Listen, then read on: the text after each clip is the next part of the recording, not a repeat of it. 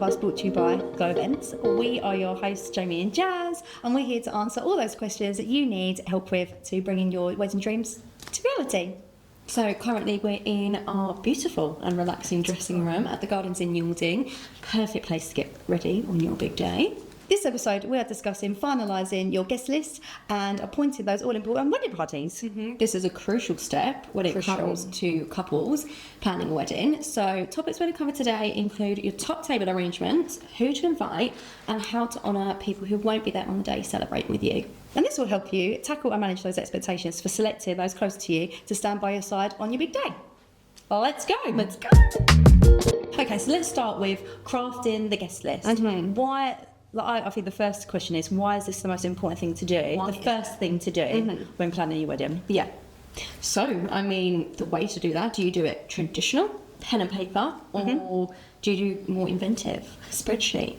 I'm pen and paper. Are you? Yeah, old school, pen and paper, because then I can scribble people out, which sometimes felt good in a weird way. But I'd done like a plan A, a plan B, and a plan C. Okay. I mentioned on like our first episode, my mum bought me a beautiful wedding book. I had the scrapbook, so it was a scrapbook where I was doing the scribbling out. The scribbling and the A, B and C list. Yeah. See, I think I prefer to do a spreadsheet. And I've seen on TikTok, don't know if you saw it, it was a really funny video where this couple had like, I think he was like a Excel professional or something. I didn't know you could be such a thing, but he was, and he had like all these different columns, and they went through like who got them a good Christmas present. Last 6 months, you know, what they did last. So, and then I think they narrowed it down from there, which I thought was really cute. And I love that. That's so clever. I would do that. Yes. You're invested in it. I do feel like you sometimes got to be a bit brutal. Absolutely. Yeah. And then do you think you should do like a spreadsheet or a list together or separate? Because I want to do it separate and then come together. Yes, this is what I was going to say. So me and Craig, when we done our wedding, we done them separate. So I done a list, he'd done a list, and we kind of brought them together. Yeah. I added some people from like his family, not his family, that sounds bad, but like family friends that he didn't think of, and vice versa. He done the same, and then we just brought it together. But you could just do it together as well. I guess doing it separate, you may not miss anyone. I was just thinking how embarrassing if you miss something like really important, and then they're like, "What's your invite?" You're like, "Oh my gosh, Yeah, that nearly happened. Thanks, Craig. Well, and it's important to be the first thing that you do think of before booking anywhere, because you need to think of budget. Absolutely. And also you need to have an idea on venues that can accommodate the numbers that you're looking for. Capacities. Yeah, exactly. Sure. Yeah, because you know you might have like 200 plus people. We've had that with people in choir. Yeah. We need 200, and we're like, oh, we cannot do those numbers. So yeah, it's a good thing to have when you're going to like viewings and stuff like that to know. Yeah, and something else that I that me and Craig found very helpful was actually doing like sections. So when writing the list, so you have a section of like your immediate family, then your extended family, then your wedding parties that you're going to invite, that you're going to ask, and then it became like closest friends, then like plus one. There's others, so then like plus ones, work colleagues, school friends, parents' friends, and so that really helped us write that list. Yeah, absolutely. And I think what you said on there, like plus ones and stuff like that. Did you have plus ones for your wedding? We had a few. Yeah, we had a few. Which we wanted to make certain people happy.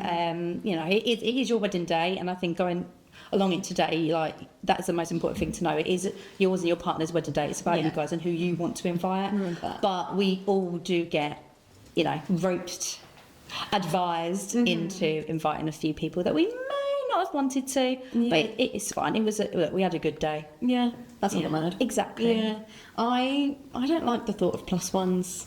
Really? No, it's hard if you've never met them. I found that quite hard if you've never met them before. Yeah. I mean, personally, I want to look around the room, especially during ceremony and like when you're sitting down having your food. I want to look around and I want to know everyone. Like, Yeah, but you can place them with their back towards you, Jazz. It's fine. No, I don't want That's them what we done. I don't know that head. I don't know that head of hair. They don't face it. It's fine. They can come to the evening if they come at all. True. Okay. Fine, I get that. Well, this then leads us into who's coming to the wedding, okay? So we discussed about like the venue size, budget. What about like destination weddings? I love the thought of a destination wedding because then you can only invite people who can afford to come. To depending on where you're going. But I do like the thought of it. But then my partner wants a big wedding with loads of people, and they can't all come. Yeah. Depending on where we go. I know a few of my friends wanted destination, but then it's thinking about like grandparents. Can the grandparents go out there on a plane? Or Yeah, but it is the best way to, if you want to invite people, but you know half of them aren't going to come. Yeah. It's a great way to cut Get the around numbers. Yeah, yeah. So I get that by destination. But you said, so what about plus ones? What about work colleagues? Me? Yours? No, I'm not invited. True. Okay, I'll just get crushed. It is a hard topic though. It is, do you? Because you spend most of your time with your work colleagues. So would you invite them? I think it's hard, and especially if you've got a lot of work colleagues, and depending on what day you're getting married as well, and like where you work. Yeah, if you're working in retail, you're still working at the weekends, or like if you're working in office, you are only working sort of Monday to Friday. So if you have a weekend, you're fine. That's when it becomes a little bit more tricky on who to invite and who not to invite. But if you're getting married sort of in the week, and we're seeing Fridays and Thursdays, Even Thursdays. Thursdays are the new Fridays. Yes, they are. That like then it's like, oh, actually, who's working that day? I think that's an aspect that you need to think about. I would lean more towards evening unless I was really close with someone at work. Yeah, so when I got married, I loved like my team at work, but they all came in the evening. Yeah. Because I didn't want just one of them or two of them to come during the day and then the others in the evening. I didn't want to like split them up because obviously someone had to be at work. I wouldn't have thought. Yeah. So yeah, they all came to the evening. It helped. What about kids?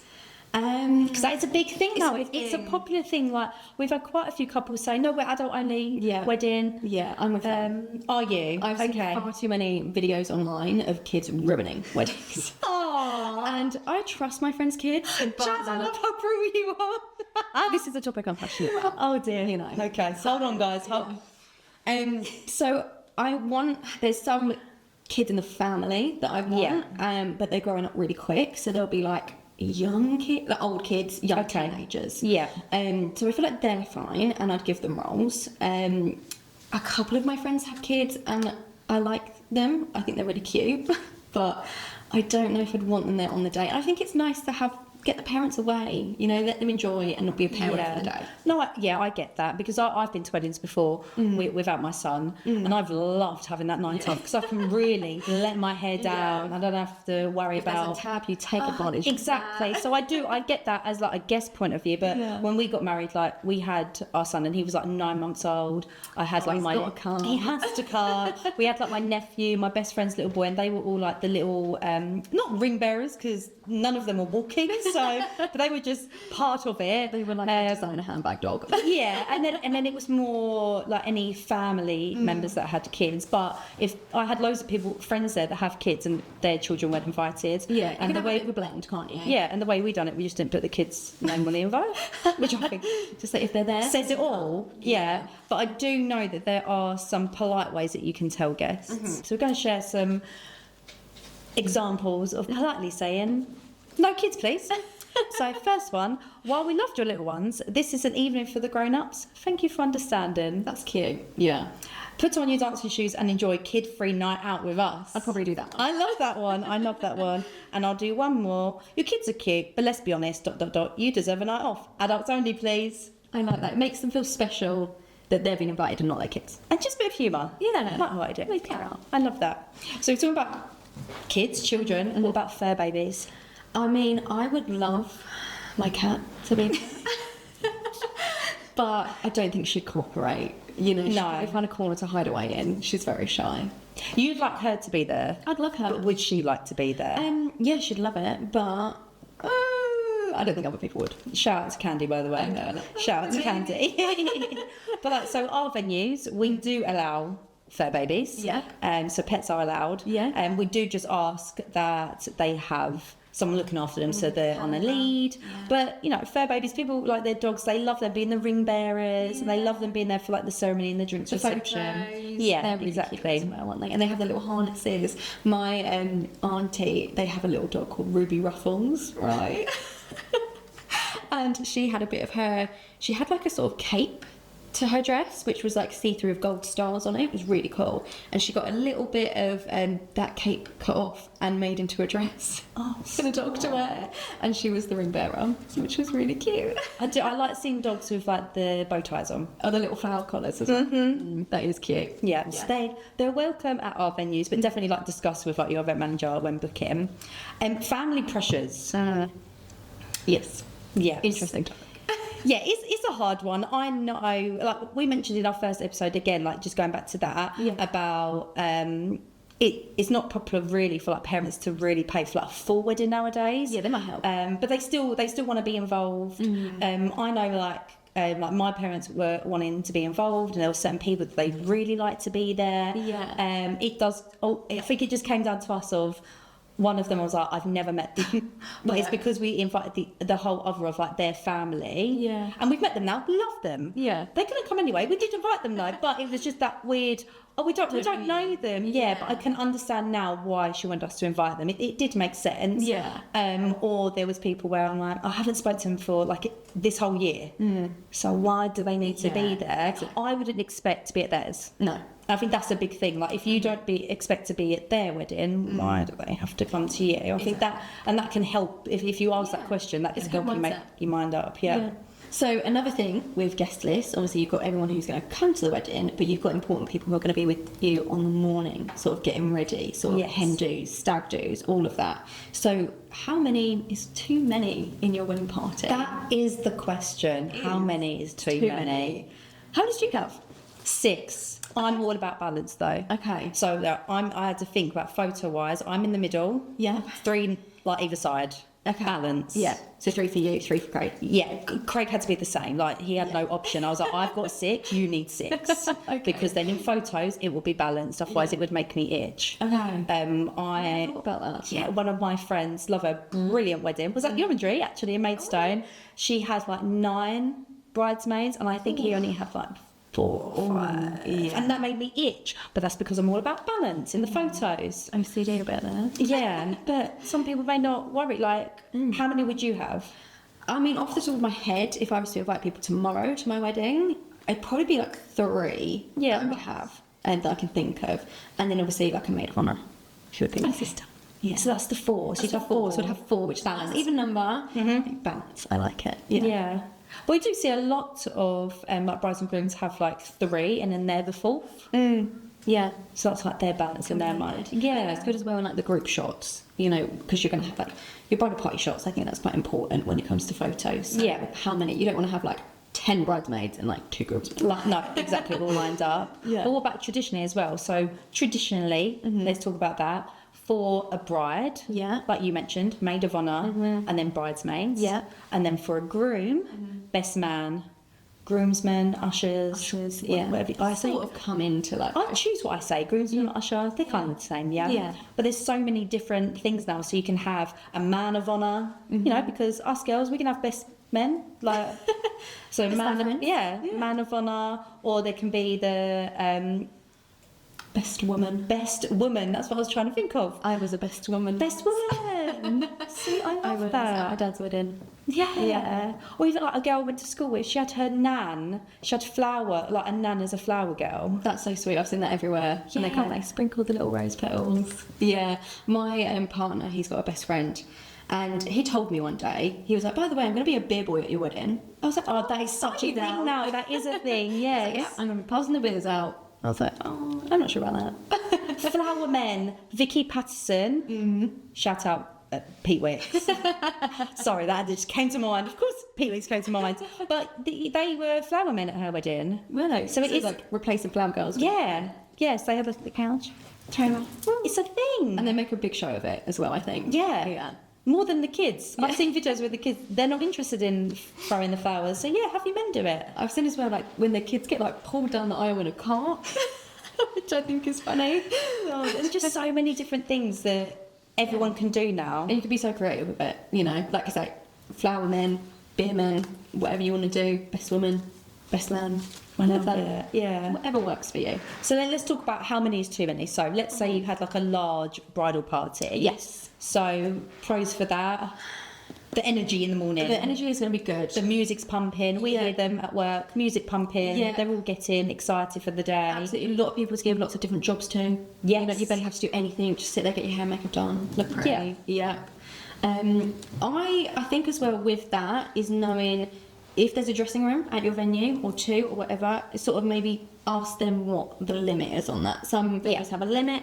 I don't think we really have a limit to it, but we sort of advise, depending where you are. I mean, today we're in quite a big dressing room, aren't we? So I think there's 4 getting ready tables, a couple of chairs, but some dressing rooms might be smaller. You know, you might only be able to get 3 or 4 people in. Yeah. And I think you could probably get at least sort of 10, 15 in here. Yeah, comfortably. But that's including like your supplies to hair and makeup. Yeah, so that might help you also make a decision. And you can always blame the venue if you have the awkward conversations with people like, am I going to be a bridesmaid? And you don't really want them to be. The venue, it doesn't really sit that many people. You won't fit in. You won't fit in. So it's just easier if you just get ready at home. Yeah, because you don't want to be packed in the room like sardines. Like, you want to have space, especially like the bride room getting ready in there. You want that space to kind of breathe, and because it can be very overwhelming in the morning. Yeah, and people are probably going to be a bit anxious or excited. You know, you're going to want your bridal party to sort of match your mood or like make you feel better if you are sort of anxious or scared. Yeah, and exactly, having that large group around you, you've got more people to support you and get you through. Absolutely. From the planning stages as well, this isn't just on the wedding day, it's also the planning the hen do, like you said, and just being there through like the planning stages. You've got so many people that you can then depend on. Absolutely. But what about cons? So one of them, expense. Oh yeah, it can get really expensive. Yeah, but you can then there's different ways of doing it. So for my girls, I did pay for like the hair, the makeup, the dresses, and then but I asked them to buy for their shoes. Yeah, accessories. I know some that they've just done, right, I'll pay for your dress, but we can't pay for your hair and makeup. So there's all different ways of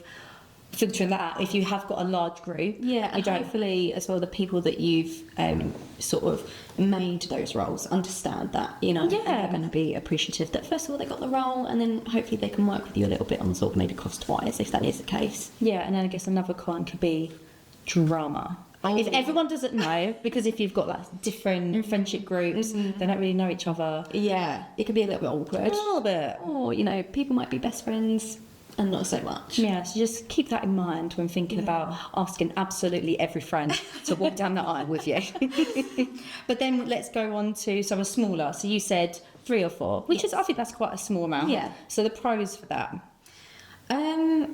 Intimate. Yeah, absolutely. So it's a nice intimate group. There's no stress in the morning. Yeah. You can all communicate. You don't have to shout over each other. Yeah, exactly. And we'll talk about expense, lower cost. Exactly that. Which I like already. Yeah. I'm trying to go as big as I can, but I'm trying to save as much money as I can. So, smaller bridal party, less money. Yeah, it's all about balance. Yeah. And what about cons? Sometimes maybe the energy can be a little bit low, depending if everyone's focused, if everyone's like got roles to do, you might miss that element. Yeah, that's what I can think of. Yeah, I was thinking about like a smaller vibe. Yeah. Yeah, still your cheerleaders, but then maybe it's just a bit chilled. But maybe that's how you want it. Exactly. I read as well about maybe you have got a big group of friends, and then you've only asked a few. Yeah. Then it's like, oh, actually, I've upset these others. So there's so many things to think about. But I think as long as you just ask the right people that you want to go down, like mine, I had 2 friends and then 4 family, and that made the best decision. They were the best people to walk down with me. Surround yourself with positivity on the morning of your wedding day, for sure.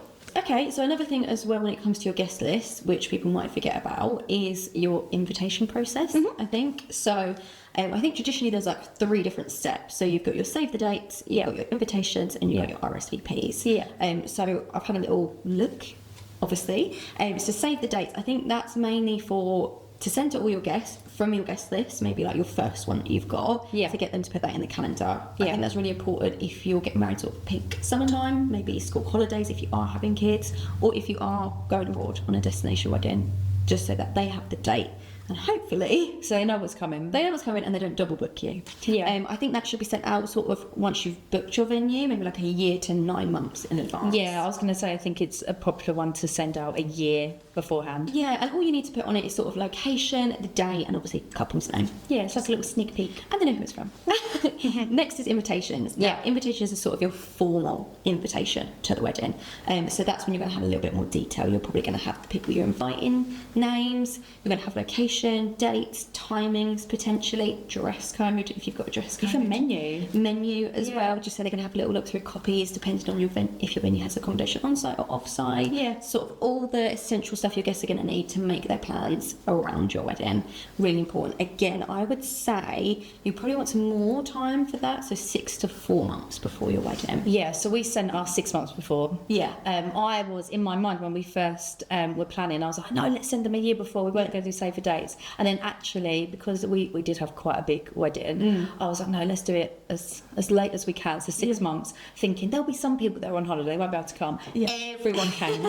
Everyone came. It did not work. It didn't work. But yeah, I think 6 months before, and then ask them, like, you're going to talk about RSVP, about when that comes back. Yeah, so and those 2 steps I think also will help you whittle down who can and can't come to your wedding. So that might sort of make your guest list a little bit easier to manage. But RSVPs are sort of like the crucial part when it comes to getting information from your guests. So you would have that in your invitation when you send it, and you'd set a deadline. So I would suggest sort of 8 to 6 weeks before your wedding, because most of the time your venue will have something called like a final details meeting, and that sort of takes place then. Yeah. So you're sort of going to want to go to them with sort of your final guest list, final menu choices. You're going to have everything prepared for then, and also it just makes the last couple of your weeks before your wedding a lot less stress free. Yeah. So Yeah, have that there. I think we had ours 3 months. We asked them to start coming back 3 months before, because no one's going to get to you 3 months before, apart from like my nan and granddad did, obviously.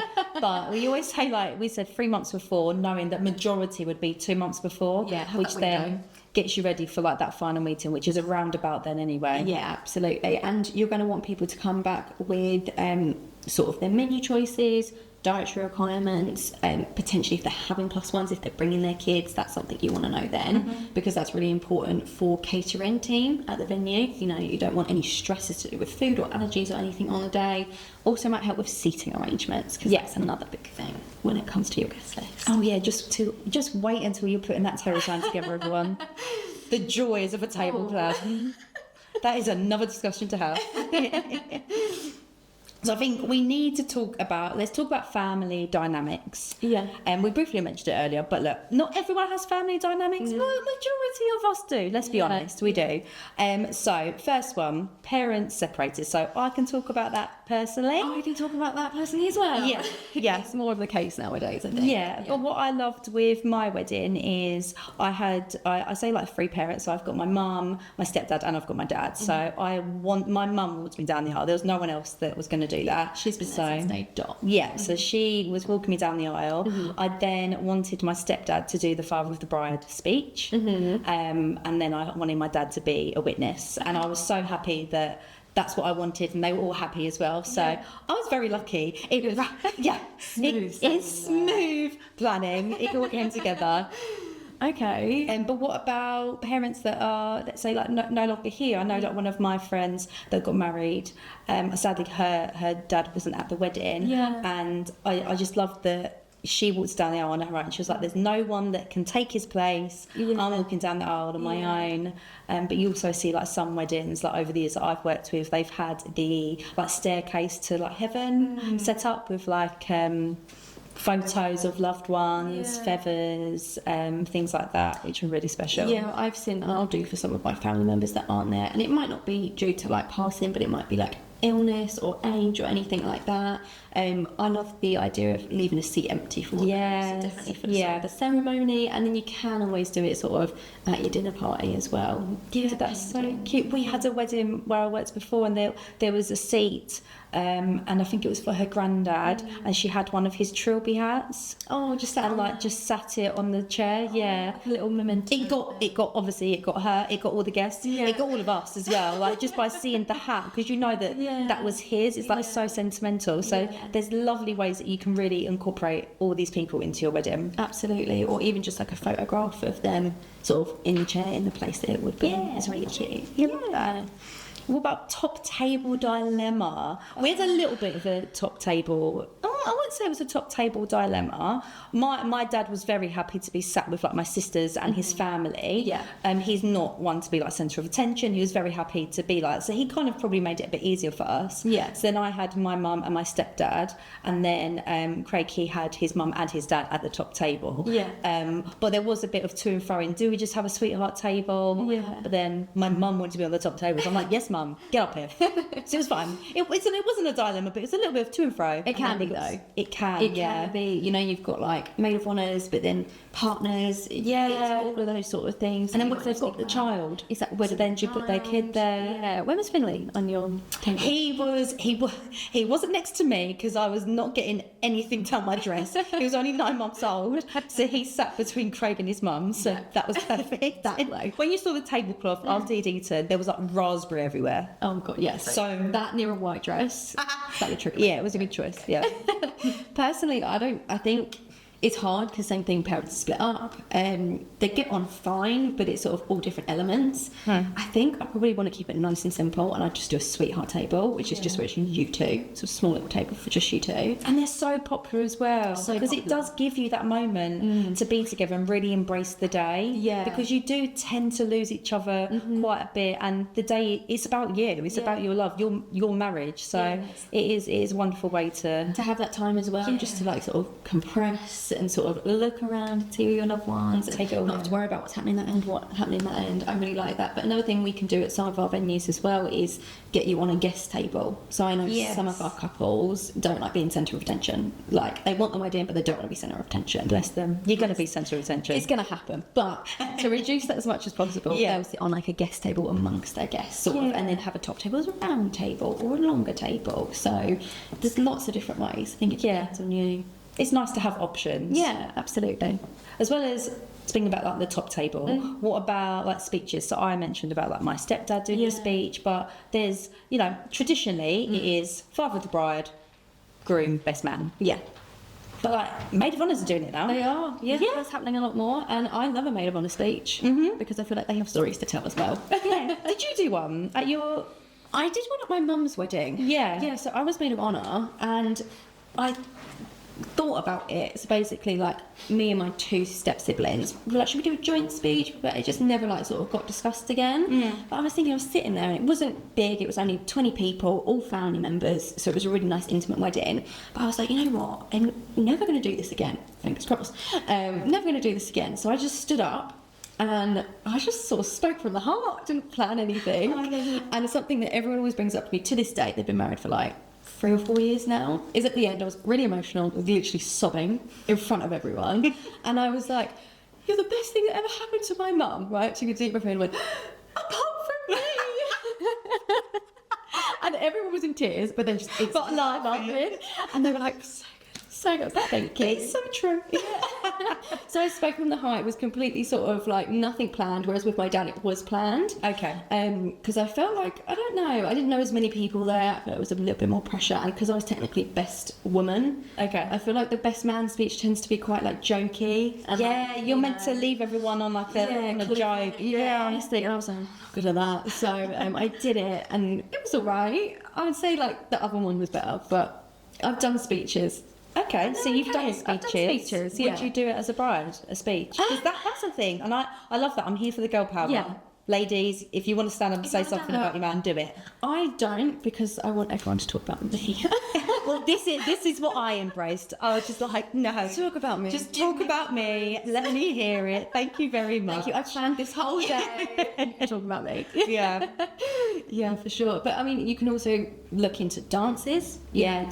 Again, typically you have like the father-daughter dance and then the mother-son dance. But you can incorporate more. You know, some people don't do that at all. Yeah, so I didn't have any dances. I think I was happy with how it all planned out with like my parents, and I think when it came to dancing, I didn't want to single any of them out because I wouldn't have danced with all of them. Like, it wouldn't have been a thing. So me and my mum had like a little dance, but it wasn't like in the middle of the dance room in front of everyone. Yeah. It was kind of just our song came on and we had our own little dance. Yeah. So yeah, whatever works for you. Love that. Producer Lucy has given us both a scenario. They've been sitting here the whole time, and I keep looking at them. I'm quite nervous. I'm scared. What if we say something controversial? Right, who's going first? So I think they're scenarios, aren't they? So scenarios of guest lists and what it's sort of like a off the bat reaction. What would you do? Rock, paper, scissors, who goes first? Okay. Oh, you do it that way? Okay. Paper, scissors, shoot. Right. What one do you want? Well, you go first, so you do it. You're chatting with a few colleagues in the office when someone casually says, "We can't wait for your wedding, it's going to be amazing." I love you. Freeze. Okay. You're only inviting 2 work friends, the ones you actually spend time with outside the office. Okay. But now it's clear that word has spread and now half the office is expecting an invite. Do you awkwardly clarify that it's a small guest list and not everyone is coming, or brace yourself for tension at work and hope they understand? Oh God, that's hard. Because like you say, you work with them every day. I guess in that scenario, I would maybe sort of be like, let me speak to my partner. And blame him. We can do. And then I'd come back with girls. I tried so hard. We just don't have it. We don't have the room. You know, maybe see if they can come as an evening. But I'm blaming the other half. Absolutely. And what are you saying about the other 2 that you're inviting? Didn't even You spend time with them outside. That's the thing. Yeah. I'll just say that they've met my partner and my partner has green lighted them to go. Okay. Again, blame him. Blame him. Oh, yeah. Always. Okay. I have it. Right, your turn. No, not really. That was a good one. Okay. Right, here. You've carefully crafted your wedding guest list, keeping numbers tight. You've set a clear rule, +1s only for engaged or long-term partners. Everyone seems to understand until your best friend, who's been single for years, brutal, suddenly insists on bringing a date. Someone they've met on a dating app. Come on, I don't want to be the only one without a +1. It's just one more seat. That's what she says. You're torn. You love your friend, but space is limited. Do you stand firm or bend the rules to keep the peace? What should do?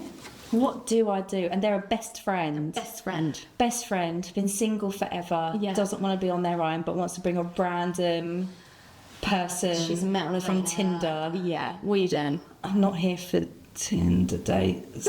Well, I mean, it doesn't specify it's Tinder. Okay, sorry. Okay. Just a dating app guy person. Well, a wedding that I went to, they had a table of singles. So if I was in a position where I had like, you won't be the only one single, because I've got this table of singles already. Just like you. Oh, exactly. In the same predicament. So, sorry, but no, you're on that table, and then they can come in the evening if they want to. Or mingle. You're on a table with single people. Yeah, have fun. Available. Yeah. Done. Sorted. Done. Yeah. We're so good at that. Next. Okay, I like them, Lucy. They were good. They were very good. So we also asked our sort of last year's couples to sort of give us some advice, tips for any of our couples planning or booked with us. Yeah. So we sort of sent out a little questionnaire, and then the question was, how did you cope with family dynamics when putting together your guest list? So I think we've got sort of 2 to read out each. So this first one said, we both have small families, so seating plans were quite easy. Good for you. We put some of the older guests together, but we chose not to have a top table as we wanted to feel like we were amongst everyone, so they must have sat with all their guests. Yeah, which was really cute. Love an easy journey for you. So you'll like this next one. So we had a sweetheart table, which we'd really massively recommend, so we could soak in the day, just the 2 of us, and we're able to see all of our lovely guests enjoying themselves. Okay, 2 different tables there. Yeah. Nice. This one was quite an interesting one. Okay, so definitely had a lot of support, but the groom's side was suggesting ideas that were popular from his sister's wedding 12 years ago. Like suggesting we invite random people that we haven't met in 5 years that we've been together because they went to your sister's wedding. Remember, it's your day and listening to outside noise is good, but in the end, do what feels right for you. I love that bit about That's good. Yes. Well done for sorting that out, guys. And then the last one is we looked into people who played important roles in our relationship and who we have spent time with recently, valued a lot in our lives, which helped to narrow down the guest list. Nice. All good advice from couples who've been there and done it. Exactly. Yeah, so take that as you will. Before we wrap up and finish this episode, we do love a segment where we share a story from one of our amazing couples. Yeah. So we've got one each this time because they're a little bit different. So this first one was, my mum sadly wasn't with us anymore when we got married. I knew the day was going to be hard, but was very lucky to have some incredible women around me on my wedding morning. I had a small key ring engraved with her handwriting put on my bouquet, and safe to say, when Dad came to walk me down the aisle, there were tears. We asked our guests to donate to the Alzheimer's Society in memory instead of gifts, and we used forget-me-not seeds as favours. She was entwined into our wedding day in every way. Oh, that's so I love sweet. that. Just making sure that she's there throughout like the whole day as best they could. Yeah, and that donation as well sort of brings Such a good touch. as well. Yeah. Oh, lovely. Well, to bring it up a little bit, we had a wedding, I think it was either here or at the Orangery, which had 4 people give her away, so walk her down the aisle. So Couldn't choose. I love it. I love it. So she had stepdad, granddad, dad, and mum. So I think she had obviously a long aisle to go. Like a relay. Honestly, relay down the aisle. Yeah. Past the bride. So I think she started with her stepdad, got to a certain point, then granddad, then dad, then mum gave her away. So she incorporated everyone, or she couldn't choose. Yeah, that's so sweet. I love that. So you can always incorporate more people. So before we finish today, like always, let's wrap up what we've talked about this episode. So 4 points. So get your guest list together, come together as a couple and figure out who you're going to invite. Balance dynamics. Don't let outside noise in and surround yourself with supportive people. With titles comes jobs. With your wedding party, give them jobs to reduce the stress. And paper trail. Think about your save the dates, invitations and RSVPs. I love it, Jess. Thank you. So we always finish on one last glow. Yeah. So today we're doing top 4 things, just to help with your top 4 things. Another top 4 things to remember, but following the GLOW for glow. So G for groupings, sections when putting together the guest list, which we said earlier, really helpful. Yeah. And then will everyone get along at the tables? Yeah. Something else to think about. L, limited capacity. So does the venue size dictate your numbers? Are they flexible at all? O, out of town guests. Yeah. So will they travel? Local accommodation that we can recommend. We, for all our venues, we've got local recommendations for accommodation that can actually offer discount. Yeah. So that's always a good thing to send over to those out of town guests. Absolutely. And W, who to exclude? Oh, Do they really need an invite? do they? Hopefully today we've helped you answer that question. That's it for this episode. We hope you enjoyed listening and feel a little bit more confident in making those big decisions on who to invite to your wedding. So we hope you join us again. You can find us wherever you find your podcasts. And please remember to like, share and follow. Bye.